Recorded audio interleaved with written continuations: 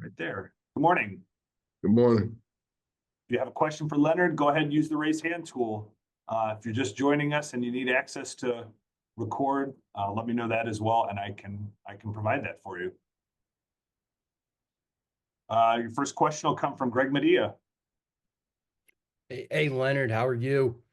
I'll just start with this. You guys see Virginia tomorrow night. Isaac McNeely's averaging more than 18 points per game over his last 10 games. What are you seeing from him and maybe from Virginia's offense that's allowed him to get freed up a little bit? I think Virginia has made tremendous progress since the beginning of the season. I think they're shooting the ball at a high clip. You have to guard them at every position. It's very impressive to see that where they were at the beginning of the season, where they are now. They're in sync offensively and defensively. And this is a team that's executing very well. Whenever you have a team that's shooting the ball as well from the perimeter, that causes you to spread the floor, and then it gives them opportunity to drive more and then look for kickouts. So this is a team that's very dangerous toward the end of the season. With the three guards, McNeely, Ames, and Rhodey, what makes it tough? What stretches the defense when those three are playing well together? Well, it looks like Virginia's always had an excellent offensive philosophy where they execute and get the most out of who they are. But this particular team, you can't leave anybody alone. I mean, I think they have 4 or 5 guys shooting close to at 40 or close to 40% from three, and that's exceptional as it relates to most college teams, which gives them an opportunity, to create driving lanes, and they also create help and recovers. And once you penetrate in that lane, you either play one-on-one inside or you collapse, and like most people do, and they find a way. They're such an unselfish team that they're creating shots for each other. Got it. Thank you. Go to Myron Metcalf. Hey, Coach, how you doing? Good morning. First question, you've obviously been in this league a long time, and when you hear people say that this is a, quote, down year for the league, how do you respond to that?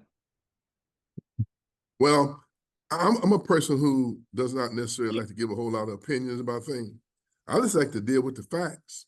If you go back over the last 10 years, maybe even farther than that, and look at where the ACC stands at the end of the season, it speaks for itself.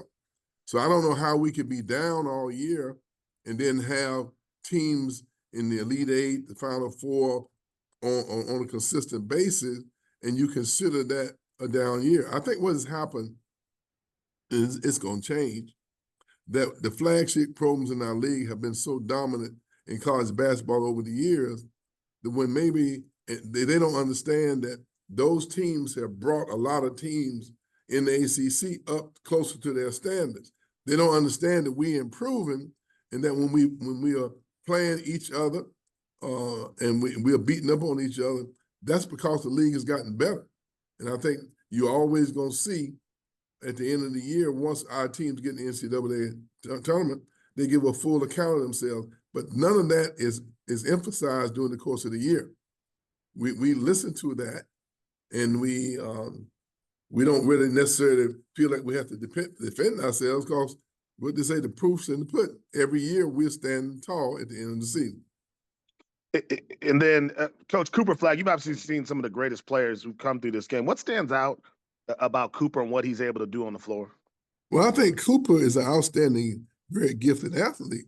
But I think that the fact that they play so well together gives him a chance to be the best version of who he is.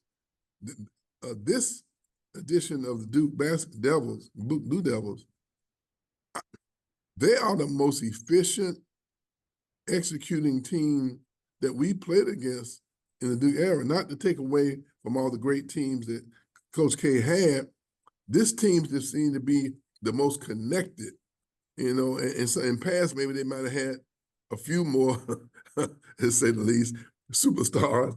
But this team, every time you make a mistake, they make you pay. They are very efficient. I got to give Coach Shire a compliment, because they are really, really playing at a high level. And it's interesting that it seems as though no one seems to care who gets the points. And it's amazing to me how they play with such aggressiveness for a young team. And on the defensive end, they're on point, covering for each other. And offensively, they're just as efficient, moving the ball, making the extra pass, attacking, posting, getting offensive rebounds. This is a very, very good Duke team. And I think Flag, he benefits from a team being so together. Thanks a lot. Jeff Borzello. Hey, Coach, I also wanted to ask about Duke, but I want to ask about their defense. Just kind of want to get your perspective on what makes them so good at that end of the floor and how they've been so dialed in defensively despite having, starting 3 freshmen. Well, some teams seem to progress at different rates. That means they have very intelligent, attentive basketball players that just happen to be young, that are very, very talented. And so they bought into their system, the way they shrink the gaps and plugs the holes so you can't get inside. They don't make a whole lot of unnecessary fouls. They do all those little things, close out with their hands up, contest shots. And this is a team that really, like I said earlier, they're just efficient. They're an efficient team. And all those little fundamental things that people don't note in the statistical column, but they're doing those little things that make a difference in whether or not you win games. Thank you. Go to Bob Ferrant. Hey, good morning, Coach. Alir and Christian are getting a lot of minutes here early in their careers as freshmen. Curious about your evaluation of those two, how they're progressing, and also with Malik. How's that foot or ankle doing? And I have no idea about Malik, but he's getting a lot of treatment, a lot of therapy. I'm just hoping for the best with him because it's extremely challenging without having him interior. But I think Alir and Christian are giving us good effort.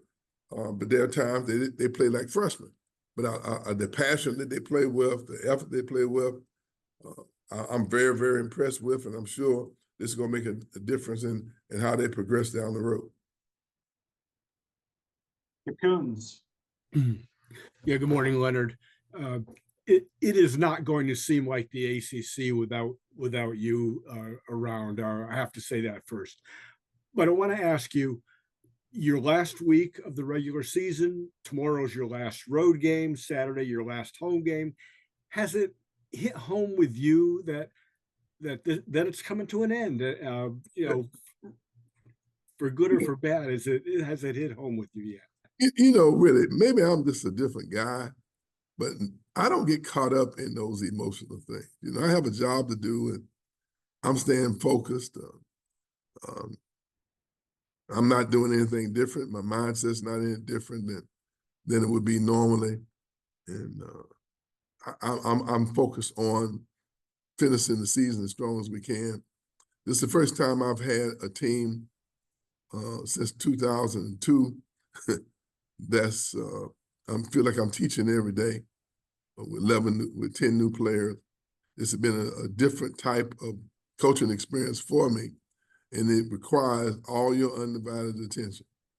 And some people who have maybe older, more experienced players can or some exceptional freshmen or exceptional players mentally and emotionally that seem to be able to make the transition a little better. This has been very challenging for us this year, and I think our play has been a reflection of that.